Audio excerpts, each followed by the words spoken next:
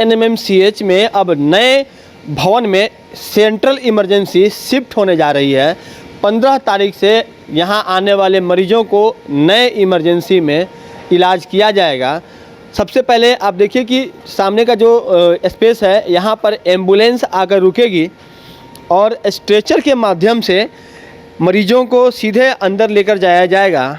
और यहां लाने के बाद जो इमरजेंसी के चिकित्सक होंगे सबसे पहले मरीज को इसी जगह पर देखेंगे और यहाँ देखने के बाद पेशेंट के लिए वो डिसाइड करेंगे कि इसको कहाँ पर लेकर जाना है, उसे मेडिसिन डिपार्टमेंट में भेजना है या सर्जिकल डिपार्टमेंट में भेजना है। जो जैसा केस रहेगा उसके हिसाब से यहाँ चिकित्सकों का केबिन होगा, जहाँ तमाम चिकित्सक बैठे हुए रहेंगे, जो जूनियर डॉक्टर है वो भी बैठे हुए रहेंगे।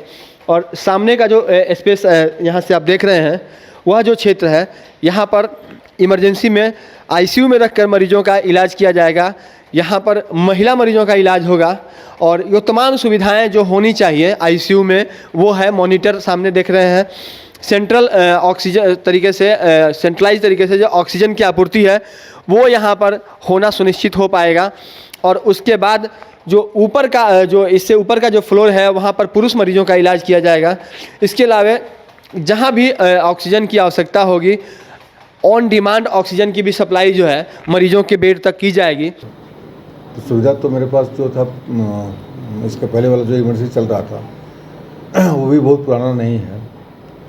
नंबर्स बेड है कि बढ़ जाएगा मेरा। अभी 45 बेड का वो इमरजेंसी था जिसमें कि हम लोग 65 बेड तक रख पा रहे थे, लेकिन वो सफिशिएंट नहीं हो पा रहा था, इसलिए हमको बड़े कैंपस का, बड़े प्रीमिसेस का ज़रूरत था, तो वो हाँ कुछ ले जा रहे हैं। यहाँ पर जो व्यवस्था थी, मैंने जो सुविधाएं थी वहाँ भी वो सभी चीज़ें होंगी, वो सारी सुविधाएं रहेंगी वहाँ पे। आईसीयू और सीसीयू की संख्या कितनी बढ़ जाएंगे?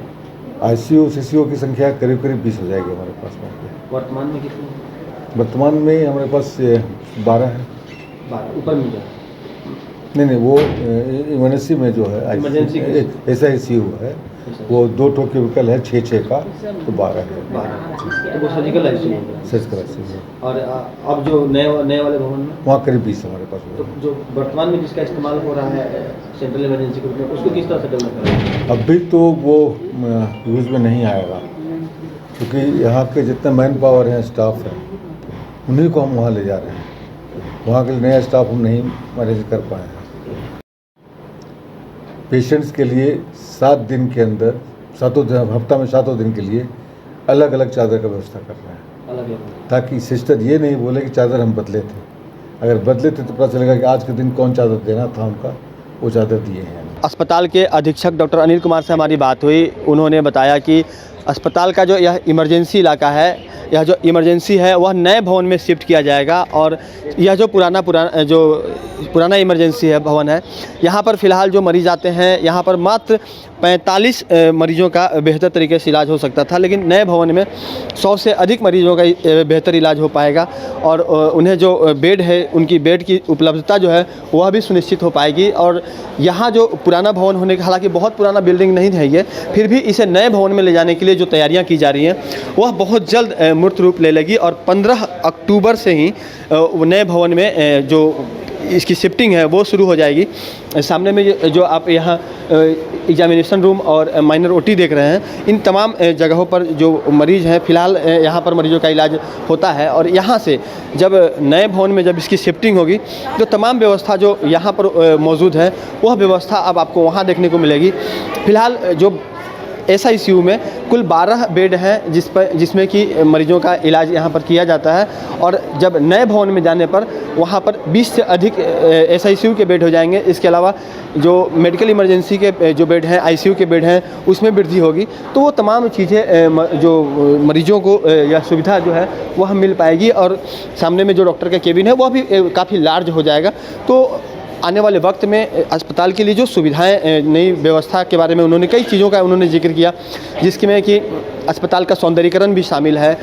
इसके अलावा जो सुरक्षा के दृष्टिकोण से मरीजों का जो अभी के समय में जिस तरह से रस है अस्पताल में, एक मरीज़ के साथ 2 से 3 जो अटेंडेंट हैं वो आते हैं, तो कैसे एक मरीज के साथ में एक ही अटेंडेंट अस्पताल में प्रवेश करें और उनके लिए एक आई कार्ड की व्यवस्था करना जो चुनौतीपूर्ण कार्य है, इन तमाम कार्यों को करने पर अंजाम दिया जा रहा है।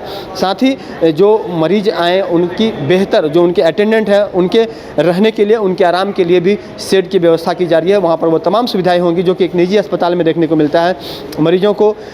मरीज के जो अन्य सामग्री है यहाँ से वहाँ ले जाने के लिए, अभी स्ट्रेचर से जिन मरीजों को ले जाया जाता है उसमें काफ़ी मैन पावर खर्च होता है।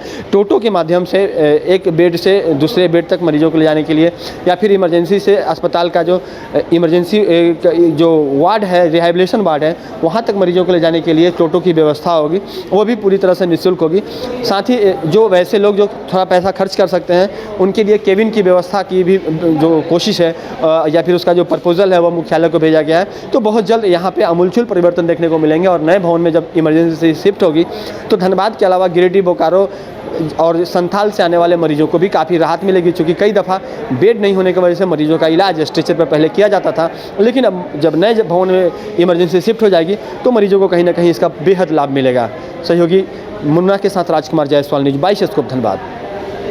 IIT जी नीट एस्पिरेंट्स के सपने को पंख देने आ गया है कंप्लीट सॉल्यूशन इंस्टीट्यूट। यहाँ है smart classroom, 1-to-1 doubt clearing session, ask the expert, video solution और भी बहुत कुछ। मतलब हम करेंगे आपको गाइड, बनेंगे आपके mentor. Foundation classes from class 6 onwards for your bright future. Visit complete solution institute.